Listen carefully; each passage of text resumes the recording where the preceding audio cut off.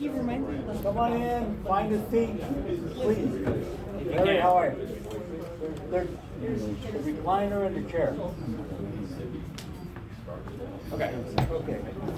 So, first off, holy moly, great turnout. I really appreciate all of you all showing up. Thanks to you. And Jeff for coming in late. Yeah, find him a seat. So, again, I want to thank everybody for showing up and taking the time on a hot Friday afternoon. It's right in the middle of my prime cocktail hour, but we'll make it work. Our group, the St. Lawrence Springs group, first formed, we had our first meeting June 30th. Okay, so within 3 weeks, our learning curve has gone shoot to try to catch up to what's going on. And I am very fortunate to have some great, stinking great members of our group. And if I can, I'd like to introduce the ones that are here now.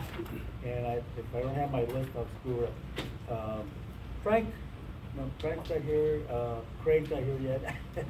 Mike Johnson, Sherry and Larry Foster just came in. Harrison, great young man. Lori Roberts, Megan, been really a tremendous support to me.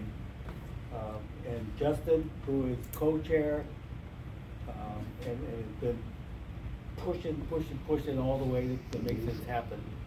And there's still some people coming, Rick, and the only one not here that I knew for sure was Bonnie Smith, who comes from Ranchita. But she has been very active in our group, attended all the meetings, and is actually trying to coordinate with the local tribes and get them involved as well. Okay. We tried to break it down. Okay, sorry. You all have copies of our mission statement. I printed them out back there. And we actually wrestled through how to put it together and what to say. Sounds like a simple process, but we had a diverse group and everybody had input. So the mission statement is fairly simple. It's Save Orange Springs is Community Coalition United in opposition to San Diego Gas and Electric proposed Golden Pacific Powerlink. We advocate for alternatives that protect the safety, environment, and economic well-being, health, and quality of life of the greater Warren Springs area. A community that would receive no direct benefit from the proposed 5,000 kilovolt transmission line. Our mission is to educate the residents, provide accurate information, and ensure meaningful public participation in all decisions related to the Powerlink project. Through the research, public education, community outreach, coalition building, and engagement in regulatory process. There they are. Save Orange Springs works to ensure the community's voice is informed, organized, and heard. Okay. Now that's our goal. We will work through this. I guarantee we're going to make a mistake here or there, but that's our mission. Okay. I want to introduce Frank Hansen and Craig Wentworth, who just came in, also members of our group. Now, we broke it down and I put the agenda out. We're going to speak about different segments of the project and what's going on. Yes, sir. Sorry to interrupt you. It's a little hard to hear. I know you don't have a microphone, but just so you know. I'll speak up. Last night somebody said that, and I said I can hear myself fine. So I will speak a little louder because the air is not the quietest air. Okay. So we're going to make different presentations as we go through this process, and then there's just a couple names that you may or may not be aware of. And I just want to introduce the names to you. They may be covered as we speak, but they're important names, I think. And one of them is Casio. Casio stands for the California Independent System Operator. who operates most of California's high voltage grid and runs the state electricity markets. It does not build or permit transmission lines. Instead, Casio manages how electricity flows across the lines that utilities like San Diego Gas and Electric use. Okay. For the Golden Pacific Powerlink, Casio's role is limited to grid operations and transmission planning. Now that transmission planning kicks in later. Casio identifies potential future transmission needs, such as the need for the proposed 500 kilovolt line, going from Imperial County to Orange County. Casio operates the grid. San Diego Gas and Electric owns the wires, okay? And neither one actually decides whether the Golden Pacific Powerlink project is built. That decision is through the CPUC, the Public Utilities Commission. Sempra owns San Diego Gas and Electric. And not to dwell on them too much, but they are the parent company of SDG&E, earned about $1.8 billion in 2025 and paid out over $1.6 billion in dividends to shareholders. That's a cash cow to these people. They show strong profitability while operating regulated utilities such as San Diego Gas and Electric. Just so you know, San Diego Gas and Electric is a regulated utility, and its financials are part of the Sempra filings. Okay? San Diego Gas and Electric earns money through the CPUC approved rates. Its costs and investments, including transmission and wildfire mitigation, feed into Sempra's overall profits. And as I said, that was $1.6 billion for 2025. San Diego Gas and Electric rate increases are almost never approved as requested. Now I say as requested. However, they are approved 90 to 100% of the time with modifications. Okay, so the CPU job is to protect us citizens, residents, ratepayers. I don't think they do that good of a job, especially with that high percentage of approval. Even if they're discounted, the rates go up. Okay, those are just some names that may pop up as we go through our presentations. I want to call on Justin, who, like I say, he's co-chair. He's a driving force behind this project, behind our group, and he'll go over the overview of the project. All right. Should I stand or sit? Let's just sit. Whatever means My back you have. hurts, all right? What the project is, so anybody who's not aware, the Golden Pacific Powerlink is sort of you might be familiar with the earlier project, the Sunrise Powerlink. This is essentially the same identical route as that. This project is actually the longest run of a series of projects that's going to be running from Arizona clear up to LA. It starts in Imperial County at the substation. It cuts through Anza Borrego State Park, then cuts through us, and then Palomar Mountain, Temecula, and all the way up to San Clemente. These towers, these transmission towers, they're like 190 plus feet tall. They have I think a limit, like 200 feet or something like that. But they'll stretch it to that limit, and in some places, even in Temecula, though this isn't as prevalent to us, they have to make them taller to accommodate for lower ground and such. So they have a 200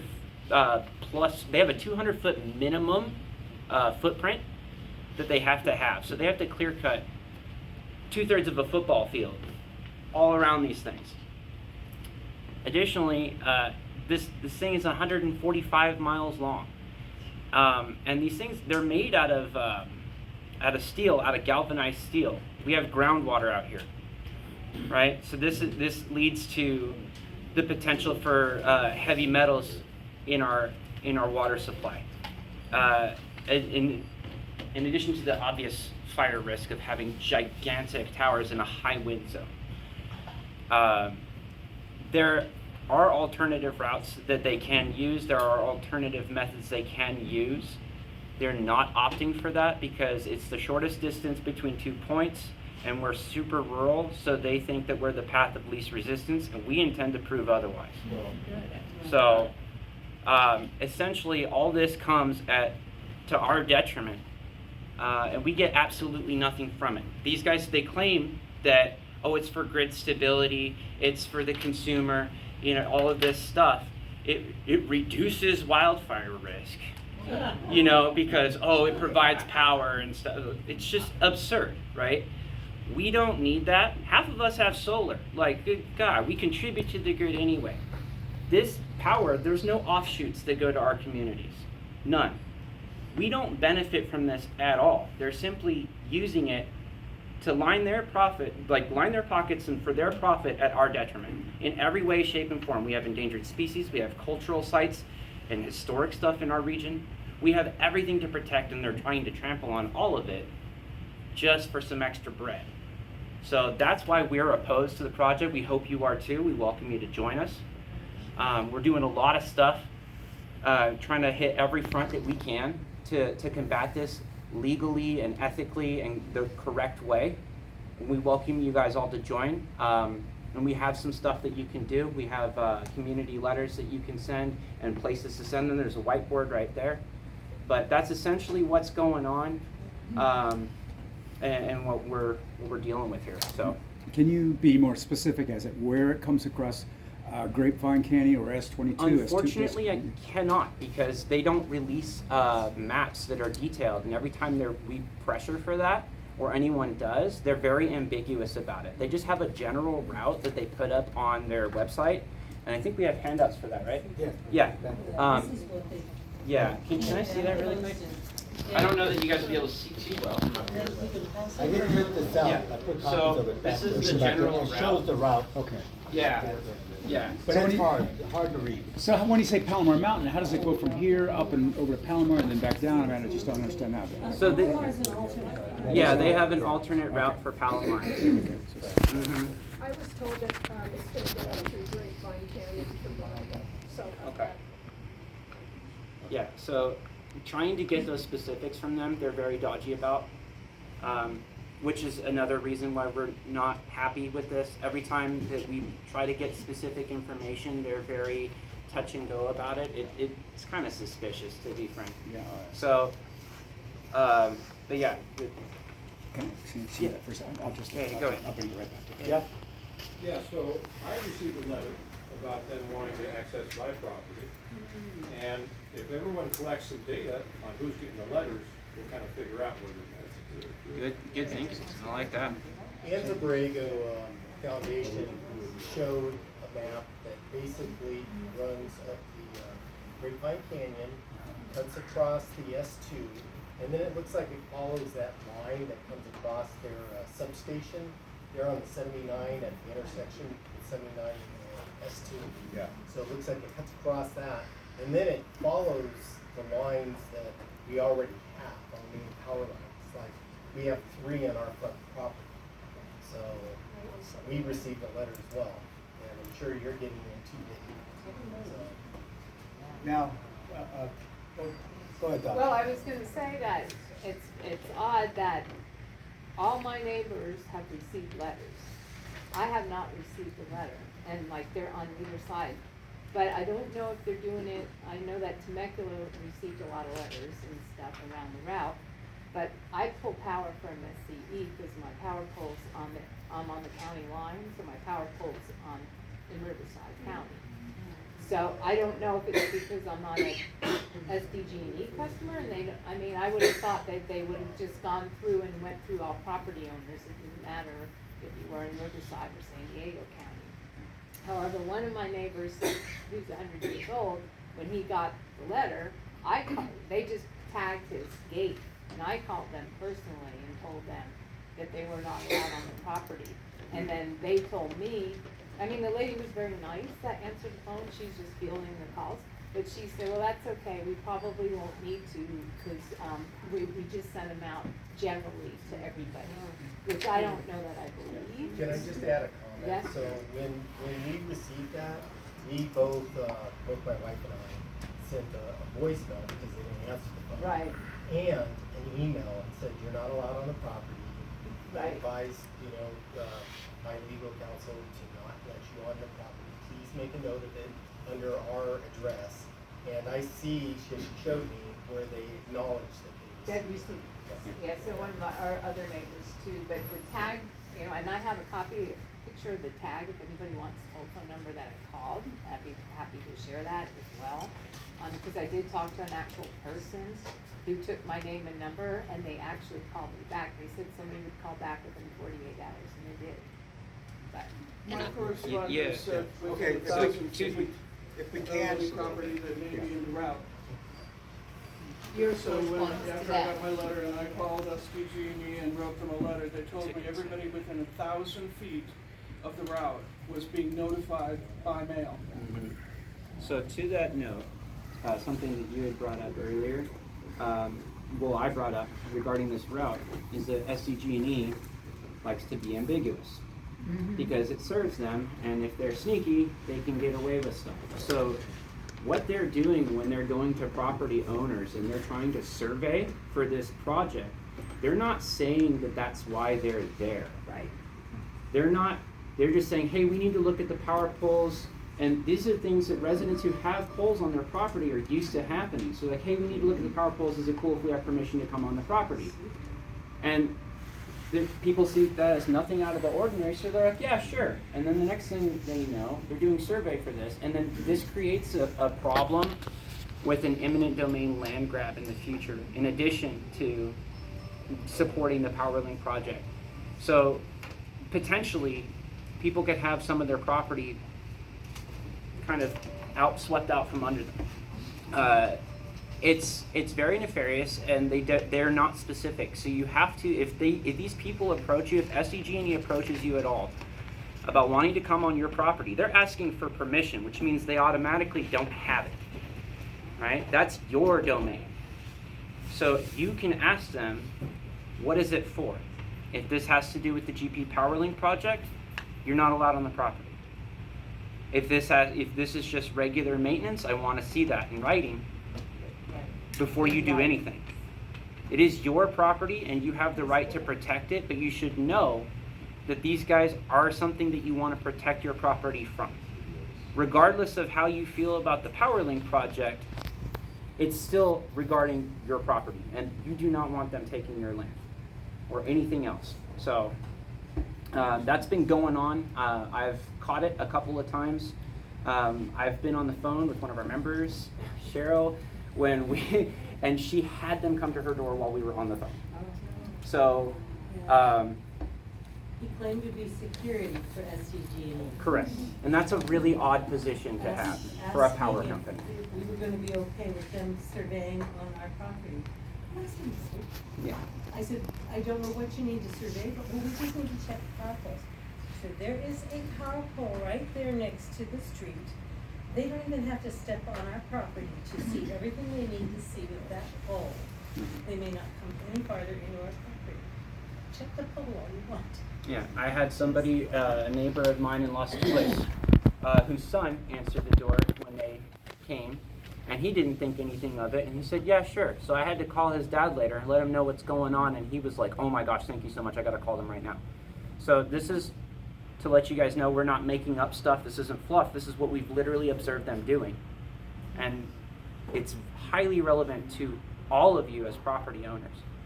So, yeah. Are you familiar with the legal letter that the attorney sent out, this Temecula, posted the legal letter, which, I don't know if you can post that on your Facebook We page? did, we did. You did, Yeah, okay. it's in there. And it's pretty good detailed letter. Right, and it's a good information for everybody here to know what you, what to say and what to do. If they do say, oh, I need to maintain the poles. Again, saying you need it in writing specifically what you wanna do when you come on the property. And that way, there's no way they can go back and say, oh, well, they agreed, you know, it's not hearsay. And if you have an easement, then, I mean, on it, then it protects you for the easement. I mean, they can't say, well, we have an easement to maintain. You can say, okay, to maintain. So I want specifically to know what you're gonna do to come on a property. It's a Exactly. very informative, Yeah, letter. the letter you reference, it actually says you can request that they bring a Written. copy of the easement. Right. That was agreed to. Right. So that should spell out what they're able to come Right. do. Like we have, and Dave knows, we have them come out with the weed whackers, that's part of regular maintenance. Yeah. That's fine, that's part of the Right. easement, right? But show us that we signed saying that that's what, you know, Right. what you're here for, right? Yeah. So we can't just come onto the property. Right. Good rule of thumb is if they show up with a weed whacker, they're probably okay. If they got a clipboard, you might wanna start asking a lot of questions. So I did mention that our group is diverse. I mentioned Bonnie lives in Ranchita. But Frank and Craig are in the Oak Grove area, Harrison, Schwab Valley. Oak Grove, Los Los Tules. Tules, Oak Oak Grove. Grove, and the Sunshine Fosters Summit. and I are on, what's street, Paradise Valley Road? I didn't remember that's your own address. And Mike is up in Stone Ridge, and I, we tried, I mean, by luck, we're covering a broad area, okay? And so it's not just centered strictly just on proper water springs. Any more that? No, that's all I got. Okay, we will ask questions and stay however long we need to do, but I wanna cover, another point. And it's very important, you know, like I said, our first meeting was June 30th. We're not even 3 weeks old. And what we've tried to do is dovetail with the other existing groups so we could learn from them what they're doing. And obviously, Temecula is the big driver in all this stuff. But so is the Borrego Foundation, and we are the weak link in everything. So, Harrison will bring you up to date on what the other groups are doing, and hopefully we catch up to them. Hello, everybody. Thanks for making your way out here this evening. My name is Harrison, and I'm going to be speaking on the other groups that are involved in the fight against the Powerlink, along with techniques they're using and how we can benefit from them. To start, I'll begin with the Save Temecula group. In April of 2026, this year, Temecula first learned of the proposed route. Save Temecula formed quickly after, in May. Since then, they have made tremendous progress as they are a larger community with over 110,000 residents with much greater resources. They are currently filing as a 501c3 nonprofit organization and are seeking intervener or party status to be involved in the CPUC's proceedings, which ultimately, prove it or not, that's where we have a chance to get our voice heard. What's CPUC? The California Public Utility Commission. They're the rule enforcers of SDG&E, more or less, is the way you can think of it. But they are the deciding board. So Temecula has developed a strong team to help spread the word. Some of the ways that they're doing this is by passing out flyers and mapping the progress along the way. They've collected over 11,000 petition signatures already. They've come together to wear a unified color, yellow, and they put out yard signs with QR codes that take you to their website, which has all of the information, very helpful information. If you go to their website, you can find detailed timelines, minutes from previous meetings, and information on upcoming meetings that are going to be happening down there. I must say that Temecula and the city of Temecula, or Save Temecula and the city of Temecula are only concerned with keeping it out of Temecula. So this means that if they're successful with rerouting the transmission line, our community of Warm Springs can still be at risk. A few members of our group, including myself, attended a meeting with the president of Safe Temecula where he offered some valuable advice for us to get started, such as create a Facebook or a website page, a Facebook page or a website that holds information on how you can get your community members involved. Operate with a unified voice, and ultimately align with the Anza Borrego Foundation, as they are one of the strongest allies in keeping the power lines out of our beloved environment. This is not Anza Borrego's first rodeo with stopping transmission lines being built through the state park. In 2006, SDG&E proposed the Sunrise Powerlink, following a very similar route that is being proposed now. The ABF, Anza Borrego Foundation's role then, as it is now, was to defend the park as a public resource held in trust for all Californians. After a rigorous environmental review, the CPUC determined that all routes through the park were environmentally unacceptable and infeasible, identifying 52 significant, unmitigatable environmental impacts associated with the route through the park. Ultimately, the CPUC approved a southern route which avoided the park that goes along Interstate 8 in San Diego. The Anza Borrego Foundation also has a very organized website where it's very easy to find ways to get involved and donate. They have multiple maps of the park itself featuring different habitats for endangered or close to endangered species. I highly encourage anybody to look at their website because you can find the map. They have detailed maps of where the line goes through, and I believe it might go through Grapevine Canyon. I don't want to say with certainty, but I encourage everyone to go. Yeah, it does. So go look on there, it's very helpful.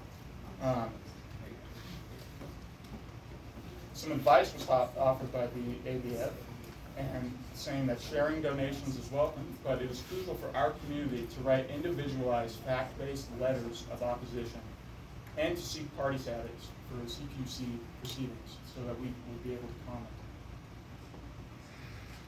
We are of limited resources in our community, but I think we have one of the most powerful qualities, and that is everyone here. We all have a voice, and we all need to use that. And we need to use that. Can't go on feelings, we have to go on fact.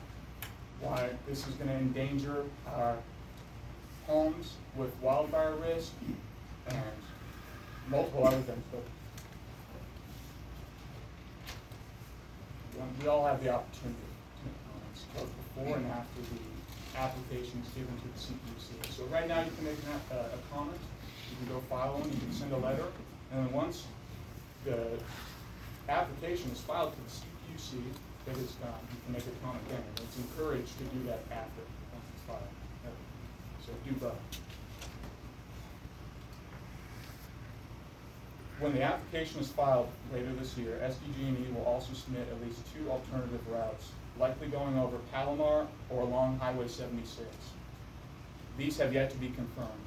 Confirmation of these routes will likely happen during the open house meetings held by SDG&E summer and fall, next month, I believe. Safe Palomar Mountain was formed back in 2024 due to a proposed transmission route that was to run directly over Palomar Mountain. They were successful with using the help of a lawyer, like you're saying. You know the name? I do, I had it here somewhere, I'm sorry. And I believe he jumped in pro bono and he helped them fight away that route, so that's why they're now going along the Temecula Creek route. His name is Khalif Asagwe, or Asagi. Okay. Asagay. Well, so anyways, they successfully fought them off 2 years ago, which is interesting because that tells you that SDG&E has been planning this years in advance without actually letting any of the other communities know. He started 2020. Well, due to that uncertainty of whether or not it can go, if Temecula is successful in kicking it out of, the Temecula Creek where it's proposed to go, it's likely to be going over Palomar or along the 76. So Palomar Mountain remains fully engaged, ready to that band together with other communities. And I think that is the best direction for our group, is to connect with the backcountry communities and try to go from there, because Temecula is really concerned about itself. But they have, all of these websites have really important information, and I encourage every one of you to look at them. You scan our QR code right up there, right here. It takes you to the Temecula website, but it's just as good. It's very informative. So that concludes what I have to say. So when Sorry. you talk about Anza Borrego's website, is it a website or the Facebook So it's the page? Anza Borrego Foundation, and when you go onto their homepage, it's the first thing on there. Okay. Because it's On been the around for website. years now, but, Okay. and then they have an email list too, that you can sign up on, and it gives you updates on all the upcoming meetings and ways you, they'll send you templates to send to your, Oh, to nice. your CD. We've got some very informative videos as well on our site, and that's where I saw, that it's going up the Grapevine Canyon and the route that, which looks like it's a straighter route if you go out to the east. Right. So I did sign up with the Anza Borrego email. Temecula is well-heeled and well-funded. Right. Right, which is what we are. Megan, you want to talk about Alpine? Sure. This is another group that she found. I just kind of stumbled upon them. So I have taken it upon myself to kind of familiarize myself with the CPUC, because we know that they're going to be the decision makers in all of this. They're kind of the largest component of where we feel we need to research, because we know that they're ultimately the ones that have our fate in their hands. While I was doing that, I came upon a project that is in the permitting, well, it's not the permitting process, it's in the CPUC approval process right now, that is actually for part of the Sunrise Powerlink that they put into Alpine back in 2008. And it's called the Suncrest Loop-In Project. And they're trying to build 18 miles to connect substations that they didn't connect back when they built the Sunrise Powerlink. And in researching that process, because it is several months ahead of us, I came across a group called the East County Coalition for Powerline Safety. And I reached out to them. I said, hey, I think we kind of have similar demographics. We're both trying to stop SDG&E from running power lines through our high fire districts. And the gentleman that I spoke with, Jeff Freemeyer, was extremely helpful. They actually just formed about 3 weeks ago as well. They've already filed as a nonprofit. They've got a lawyer that they're working with based out of San Francisco. They've got a website set up, and so he was amazing in sharing with us all of the resources that they've already put together, so that we can use that as a guide and a template to kind of copy some of what they've done. He's also shared with us their environmental impact surveys and things like that, so we can see, they're going to give us 3,000 pages worth of documentation that we're going to then have to sift through and things like that. So we can see now what SDG&E has put forth, so that we can kind of be prepared for when our project is filed here in the next couple of months. Another thing that he brought up is there is, and Bob is a little bit better with this, it's called General Order 131E. And it is basically this new set of standards that the SDG&E can use to file the permitting process with the CPUC. And it's a fast track process. So the old General Order 131D required them to go through more extensive environmental surveys and things like that. And this pilot project of General Order 131E streamlines all of that, they say, but it also means that the permitting process is fast-tracked. So that is another thing that we've learned that we're up against now when our project is filed. So it was very helpful to meet with him, and it's great that we have that contact that we can keep referencing back to. That guy was so informative, I mean, and just to touch on this, I'll speak about it later. The demographics of Alpine, I looked them up, right? What do you know about Alpine? But their population of about 15,000 people, or 1,400, give or take. Their average median income was 108,000. Ours shows up as 57, and I think that's high, 57,000. So they have obviously a little bit more resources to move this stuff and get it going. And the benefit they had is they had that attorney and someone that was willing to write a check at $300 an hour to assist in that process. That's all I have to add to that. Now, Megan has done a fantastic job of digging into the Public Utilities Commission. This is a whole big animal, and again, our learning curve on how this whole thing works, and that 131E, which streamlines the process for San Diego Gas and Electric, works against us.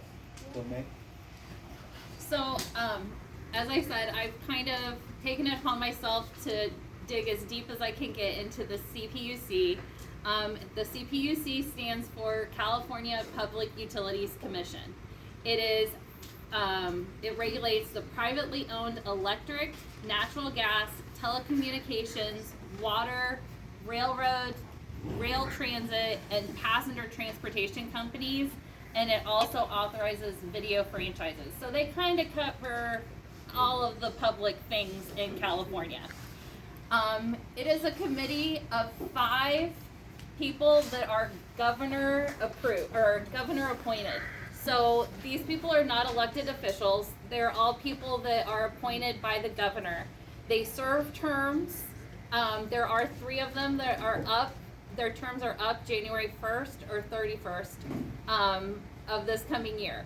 So there is a potential with wherever our project is filed that there might be 3 new people making the decision, or we might be on the 3 old people. We don't know yet. And so these people are ultimately going to be the decision makers for this project. Not our communities, not the city councils or anything like that, but these 5 people up in San Francisco that are appointed by the governor. We're expecting SDG&E to submit their proposal to the CPUC in October or November. The Temecula group has said that they think that it might even be as early as September, just to kind of catch us all off guard. But we're thinking somewhere between September and November. Once it's submitted, they'll be given a docket number. That's going to be the important thing. When they create the docket number, then the CPUC website will have a page specific for that project, and it's going to have several tabs on it. One is going to be a documents tab. The documents tab has all of the different documents that are being filed under that project. So all of the SDG&E files, such as their environmental surveys and things like that, will be under that tab. Any public groups that file to protest or to be a party to the proceeding will be under that documents tab. So anybody wanting to look in further can find information under that documents tab. There's also a rulings tab and a decisions tab. And then the really, really important tab is going to be the public comment tab. It is where anybody can go and submit their concerns or their protest for this project. The public comments tab is our best way to get the information to the CPUC to hopefully be read and have our concerns put out there. So we're encouraging everybody, once the docket is put up on the CPUC website, to go to the public comments tab and to submit your concerns on the project. And that's one of the reasons why we've set up the email list, for encouraging everybody to share their email address with us, so that we can send out an email when that happens to let everybody know that the docket number is up, and you can go to their website and put your public comment in there. Let's see. They will hold public meetings. Usually they're over the web, and you have to either call in or go to their webcast. In past, with big projects that are protested like this, they have had public meetings in the town, but we can't necessarily be guaranteed that. So again, when they have those meetings, people can call or write in to have their comments read, and their concerns addressed during the meeting. So that's another way that we can get our voices heard with the CPUC. Once all of that has happened, then there's actually an administrative judge that will look over everything. And the administrative judge will hold the hearings, they'll consider the evidence, the testimony, and the public comments, and then they draft a proposal on what they think should happen to the application. Once that draft is made by the judge, then it's given to the jury. And the jury is those 5 people that were governor appointed by the governor for the CPUC. So those 5 commissioners then just look at what the judge said and they say yes or no. Sometimes they come back with an alternate, or they need a little bit more information, but usually by the time it gets to the ruling phase, it's a yes or no vote. So as a group, as Save Warner Springs, we're trying to file for party status to participate in the proceedings. That basically means that then we are given more of a voice to get our voice heard. We are involved in making comments or being at the hearings, things like that. They give us the written documentation so that we can sift through it. We can bring our concerns to the table at that point. But we aren't necessarily guaranteed responses to our concerns if we're only a party to the proceeding. There is another option that we can do, which is to file a protest for the proceeding. That one's a little bit more complicated. It's got to be filed within 30 days of them filing the petition with the CPUC. And we don't really know what they're going to say in this $3,000 or 3,000 page document until they file the document, and then we have 30 days to sift through it and write this protest. The protest is written in legalese, so a lot of it is a little bit more complicated than just us sitting down and saying we don't approve of this and we don't approve of that. We've got to find the rulings and the documentation to help support why we don't agree with that, and that's where the lawyers come into play. And without us filing as a nonprofit or being able to find a pro bono lawyer to help us, it might be a little bit more challenging for us. We're still hoping we can do that part. And then if you are able to file a protest, then they do have to come back and address your concerns with that protest. And that's why we feel like that is our strongest way to get our voice and our concerns heard. And so that is why we're going to work as hard as we possibly can to be able to file a protest and say that we're totally against this project coming through our neighborhood. And that's all I have. Well, it's 10